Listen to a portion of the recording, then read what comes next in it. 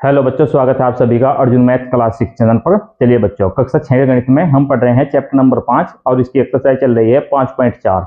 Exercise 5.4 का आज की वीडियो में करेंगे क्वेश्चन नंबर 7 और 8। ठीक है, इससे पहले वाले क्वेश्चन हम पहले वीडियो में कर चुके हैं। तो चलिए क्वेश्चन नंबर 7 और 8 देखते हैं आज। क्वेश्चन नंबर 7 है, न्यून कोण, अधिक कोण, समकोण या द्विकोण से रिक्त स्थानों को भरिए। तो देखिए यहाँ पर ये रिक्त स्थान भरने हैं। ठीक है, तो हमें बताना है कौन सा इसमें समकोण है, कौन सा न्यून कोण है, कौन सा अधिक कोण है, इस प्रकार से। ठीक है, तो इससे पहले वाली वीडियो में भी हमने कोणों के बारे में समझा था। ठीक है, यदि वो वीडियो आपने नहीं देखी है तो चैनल की प्लेलिस्ट में जाइए और क्रम वाइज वीडियो देखिए। ठीक है, ताकि आपको अच्छे से समझ में आता रहे। तो चलिए मैं आज की वीडियो में भी कोण के बारे में थोड़ा सा बताता हूँ। तो यहाँ पर देखिए, सबसे पहले हम समझेंगे न्यून कोण। न्यून कोण, न्यून कोण जो होता है वो 90 डिग्री से छोटा होता है। ठीक है, 90 डिग्री से छोटा और 0 डिग्री से बड़ा। तो यहाँ पर लिखेंगे 90 डिग्री से कम। जो 90 डिग्री से कम के कोण होंगे जितने भी, वो सब न्यून कोण के अंतर्गत आएंगे। इसके बाद समकोण।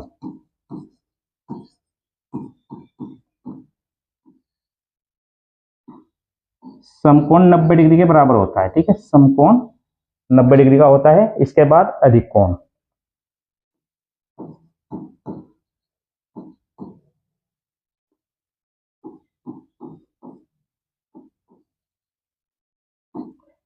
अधिक कोण 90 डिग्री से ज्यादा होता है और 180 डिग्री से कम।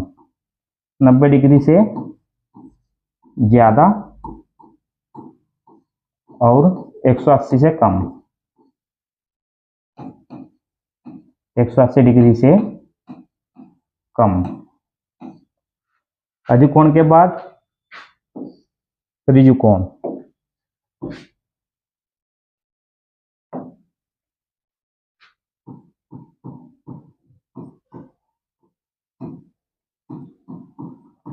ऋजु कोण 180 डिग्री होता है। सीधी लाइन होती है, स्ट्रेट लाइन। ठीक है, उस पर बनता है 180 डिग्री। ठीक है, तो ऋजु कोण होता है। इसके बाद प्रतिवर्ती कोण। प्रतिवर्ती कोण, प्रतिवर्ती कोण 180 डिग्री से ज्यादा होता है और 360 डिग्री से कम। ठीक है, जो 180 डिग्री से ज्यादा और 360 के बीच में जितने भी कोण होंगे वो सब प्रतिवर्ती कोण होंगे। ठीक है, तो यहाँ पर लिखेंगे 180 डिग्री से ज्यादा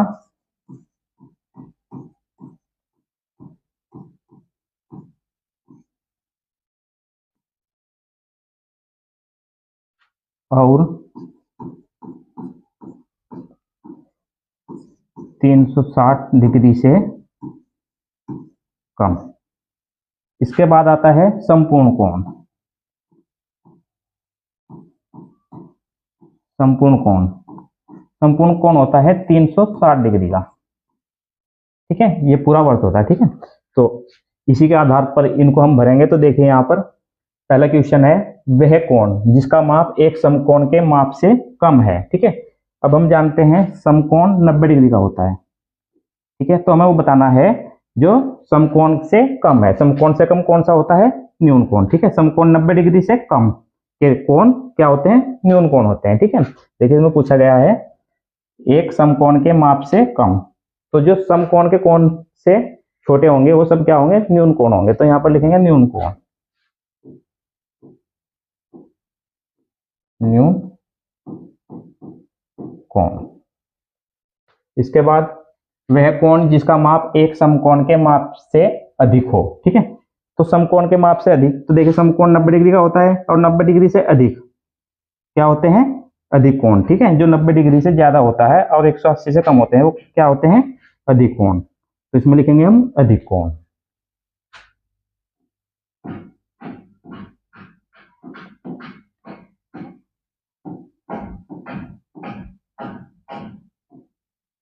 अधिक कोण। नेक्स्ट है, वह कोण जिसका माप दो समकोणों के योग के बराबर है। तो देखिए एक समकोण 90 डिग्री का होता है और दो समकोण यानी कि 90 प्लस 90 180 डिग्री। ठीक है, तो दो समकोण का मतलब हो जाएगा 180 डिग्री। तो यहाँ पर दिया है वह कोण जिसका माप दो समकोणों के योग के बराबर है। तो जो 180 डिग्री हो जाएगा दो समकोण का माप। ठीक है, तो यहाँ पर देखिए 180 डिग्री है, तो इसे क्या बोलते हैं? ऋजु कोण। तो यहाँ पर आएगा ऋजु कोण।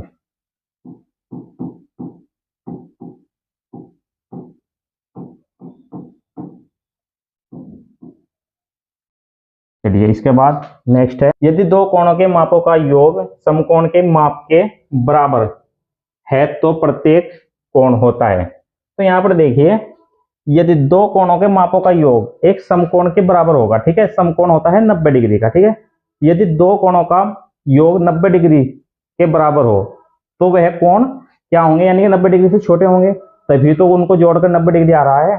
तो 90 डिग्री से छोटे क्या होते हैं, न्यून कोण होते हैं, ठीक है। तो इसका मतलब यदि दो न्यून कोणों का योग किया जाए तो वो 90 डिग्री आ जाएगा, एक समकोण के बराबर आ जाएगा, ठीक है। तो इसमें आएगा न्यून कोण, ठीक है। तो यहाँ पर लिखेंगे न्यून कोण। देखिए यहाँ पर यदि दो न्यून कोणों को जोड़ दिया जाए तो और उनका योग 90 डिग्री आ जाए, ठीक है, तो यहाँ पर लिखेंगे न्यून कोण, न्यून कोण। इसके बाद यदि दो कोणों के मापों का योग एक ऋजु कोण के माप के बराबर है और इनमें से एक कोण न्यून कोण है तो दूसरा कोण होना चाहिए, ठीक है। देखिए यहाँ पर यदि दो कोण है, ठीक है, और उनके योग करने पर 180 डिग्री आता है, ठीक है, दो समकोण का मतलब 180 डिग्री, ठीक है, ऋजु कोण के बराबर। यदि दोनों कोणों में से एक कोण न्यून कोण है तो दूसरा कोण अधिक कोण होना चाहिए, ठीक है। यदि एक कोण की माप 90 डिग्री से कम है तो दूसरे कोण की माप 90 डिग्री से अधिक होनी चाहिए, ठीक है, तब वो दोनों का योग 180 के बराबर आएगा, ठीक है। तो यहाँ पर लिखेंगे अधिक कोण, ठीक है। तो एक यदि न्यून कोण है तो दूसरा क्या होना चाहिए, अधिक कोण, इसमें आ जाएगा अधिक कोण।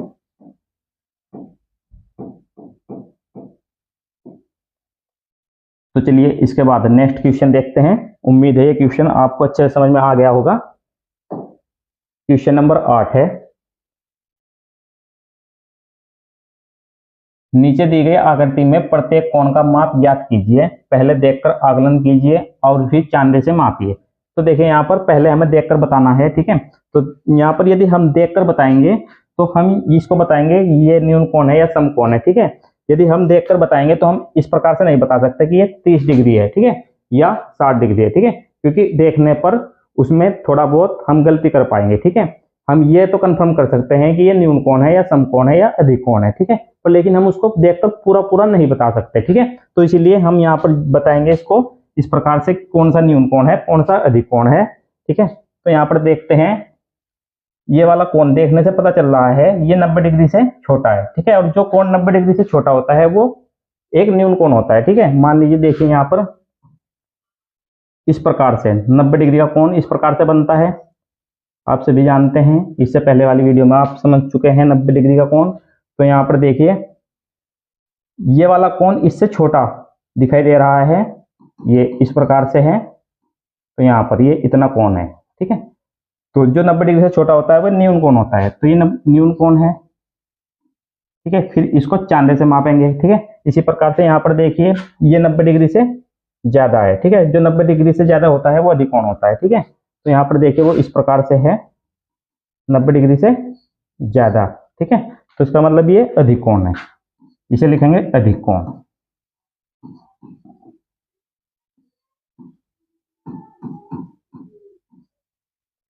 इसके बाद देखें यहाँ पर ये फिर न्यून कोण है, ठीक है, 90 डिग्री से छोटा है, ठीक है, यहाँ पर 90 डिग्री इस प्रकार से बनेगा, ठीक है, ये 90 डिग्री से छोटा है, ये भी न्यून कोण है, न्यून कोण।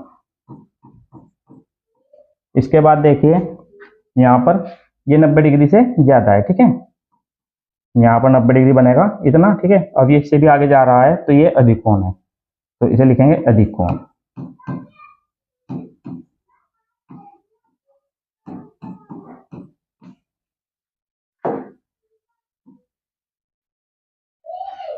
तो चलिए अब इसको चांदे से मापते हैं।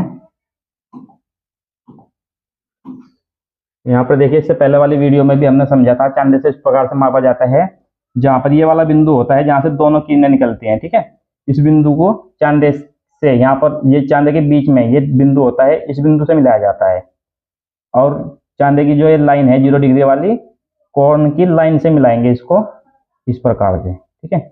अब यहाँ पर देखेंगे 0 से इधर काउंट करेंगे, 0, 10, 20, 30, 40, ठीक है, तो ये कोण 40 डिग्री का है, ठीक है। तो यहाँ पर लिखेंगे इसको 40 डिग्री। तो हम जानते हैं 40 डिग्री न्यून कोण होता है क्योंकि 90 डिग्री से कम है, ठीक है। तो ये हम पहले देखकर बता चुके हैं कि ये न्यून कोण है। इसके बाद नेक्स्ट देखिए, यहाँ पर भी इसी प्रकार से इसको मिलाएंगे, चंदे के बिंदु को यहाँ पर इस प्रकार से मिलाएंगे और जो 0 डिग्री वाली लाइन है इसको कोण की लाइन से मिलाएंगे, ठीक है। अब देखिए ये है 130 डिग्री, तो ये आ जाएगा 130 डिग्री। इसके बाद यहाँ पर इसको देखते हैं, ये आएगा 65 डिग्री, 65 डिग्री। चलिए इसके बाद इसको भी इसी प्रकार से मिलाइए। अब देखिए इधर से इसको जब देखेंगे, यहाँ पर ये आ रहा है 135 डिग्री, तो इसको लिखेंगे 135 डिग्री।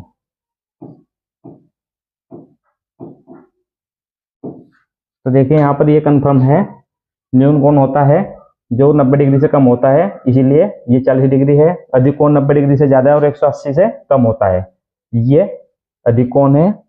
ये भी न्यून कोण है क्योंकि 90 डिग्री से कम है, 65 डिग्री का है। और ये अधिक कोण है, ये 90 डिग्री से ज्यादा है और 180 डिग्री से कम है। तो उम्मीद है ये क्वेश्चन आपको अच्छे समझ में आ गया होगा। और यदि क्वेश्चन आपको अच्छे समझ में आया है, वीडियो आपको पसंद आ रही है, तो वीडियो को लाइक कर दीजिए, अपने क्लासमेट के साथ इसको शेयर कर दीजिए।